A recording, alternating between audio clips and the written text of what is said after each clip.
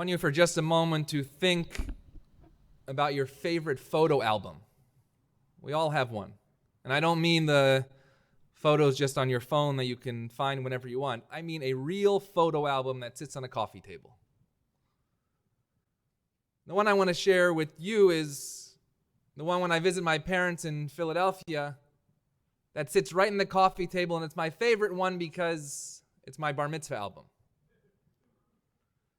But now, since I have children, and when I bring them to my parents, the first thing that we always do is go to that photo album, and I show them the person inside.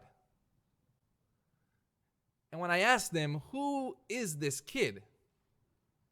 They say they don't know. And then I tell them, it's your father. And they say, no, it's not. Now, recently, it's actually hard for me to even recognize myself in those pictures decades ago. But so many times when we look at photos, even of ourselves, it's hard to recognize those people in the pictures. And that's true with all of us. And we look at ourselves a lot. In mirrors, in photos, in the reflection that I actually can see myself right now. And Judaism also has us looking at ourselves, both on the outside and on the inside. The entire month of Elul before the High Holy Days, we do Cheshbon HaNefesh. It means accounting of the soul. But it really means look at yourself. Because when you can look at yourself, then you can go out and look into the world. And I bring this idea of looking at ourselves up because when Joseph reunites with his brothers, or when he wants to reunite with his brothers, when he sees them come down to Egypt, he says two words. Joseph says, Ani Yosef. I am your brother Joseph. And if you look at the reaction in the next verse in the Torah from his brothers, it's like my kids looking at that photo album for my bar mitzvah. And they say, nope, it can't be you. They're flabbergasted. It's unfathomable that that can be my brother Joseph. He doesn't look the same. When you look at the traditional commentaries, and not just one, but many, they are puzzled by this response of the brothers when he says, I'm Joseph. The rabbis say that the brothers were ashamed. They couldn't believe that that was the same brother who was thrown in the pit, who now is second in command in the foreign country in the land of Egypt. And so the Torah repeats those words, and the Torah doesn't repeat words. Joseph says again, Ani Yosef, I am Joseph. But this time, when he says Ani Yosef, Joseph adds three words. Joseph says, Geshuna Elai. Approach me. Come closer to me. And then he says, Ani Yosef, I am Joseph. And the brothers' reactions are completely different. The Torah tells us then, after they approached him, they began to weep. They began to cry. Rabbi Joseph Kara explains that it wasn't Joseph's physical appearance that they couldn't tell that was his brother, but rather it was his own identity that had changed. That they could not recognize.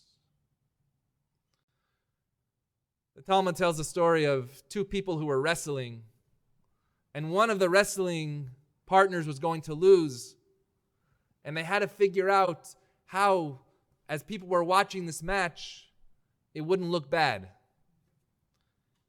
And so the wrestler that was about to be defeated, Rabbi Shimon Lakish says, he approached his opponent. He kissed him on his hand. He kissed the opponent of the hand. And then the anger subsided between the two. In essence, Joseph was in a wrestling match with his brother, and he knew that the only path toward recognition would be if they could approach each other. That's what they did, and only then could they recognize each other. And I think this small but mighty interaction between Joseph and his brothers of approach is one that we can take seriously even today, not just to see about ourselves, but to see how we can go out into the world to approach others. So much of our lives is made up right here in our mind. How do we think about ourselves is often so different than how somebody else thinks about us and how we think about them. But the reality of our lives is not in our mind, but it's here. It's how we actually approach another person and how another person can approach us. The fear that is involved in approaching somebody is real. We just tried this last night at our Ted and Hedy Orden Family Friday Night Live. We had young professionals in Barat Hall, and before we even started the service, we took 3 minutes and we said, go up to somebody that you do not know. And at first, we were all paralyzed. We couldn't do it. But when we were done doing that exercise, we came back and we introduced the person that we had just met to the others around us. There was calm. There was comfort. There was love. There was a new learning of what it meant to approach somebody who doesn't look like us, somebody who we don't even know. Geshu na elai. Approach me. We can approach each other. I think that's why so many of us can closely identify with the Joseph story, because we all have a moment in our life that we have either been approached or we have approached somebody else that has changed the direction of who we were, that allowed us to be a person that we didn't even know we could be. I want to share with you a story that happened to me this week. I had the good fortune of meeting a college student from Cal State Northridge. His name is Justin Borsis, and he's studying journalism and broadcasting. And we had a program together through Respectability, an amazing organization that advocates for those with disabilities and allows them to tell their stories. Justin was born with cerebral palsy 20 years ago, and he's had a difficult life. Multiple surgeries, depression, social and physical isolation. But over the years, he has learned to tell his story. He's very active in his synagogue at Temple Ramat Zion with Rabbi Sela, who used to be here at Sinai Temple. And he learned that as he approached others to tell his story, they began to recognize who he was and who he could be. And he told me the story that as he began his broadcasting career, he's the sports broadcaster for Moore Park College. He simply went up to the director and he said, "This is what I want to do." And 2 weeks later, he was on the air. Now that sounds great, but what comes next is even more important.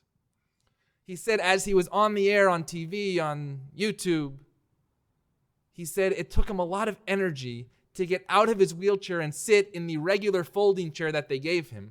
But he did that because he did not want anybody to see who he really was. And he said it hurt him, both physically and emotionally, for people to not see and recognize him. And in this past year, he began working with Respectability to share his story near and far. And he said he made a difference this year. The small but mighty action that when you see Justin on TV now, he's sitting in his wheelchair. It is who he is. Geshu na elai. Approach me for who I am. Recognize me, and I will recognize you. Tell me who you are, and then we can do this together.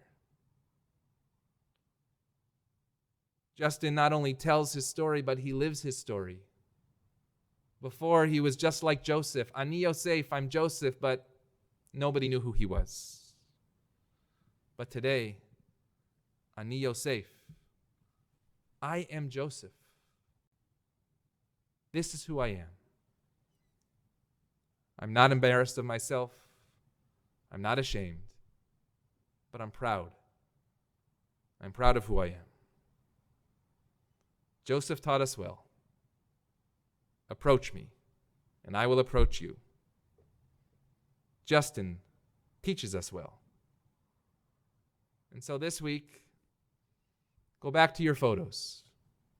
Not on your phone, but the actual hard copy photo album. The ones that we all have. Recognize yourself. Recognize the others in those pictures. You know where I see photo albums the most? At Shiva homes.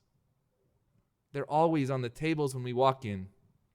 And the conversations are so beautiful. But you see children and grandchildren and friends. You so often hear, I don't even recognize the person in that picture.